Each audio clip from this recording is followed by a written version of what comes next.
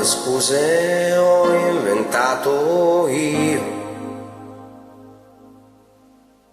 pur di fare sempre a modo mio, evitare così una storia importante. Non volevo così ritrovarmi già grande. Quanta gente ho incontrato io,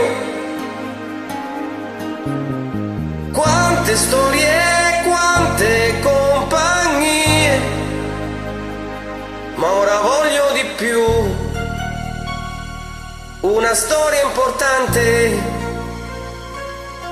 quello che sei tu, forse sei tu.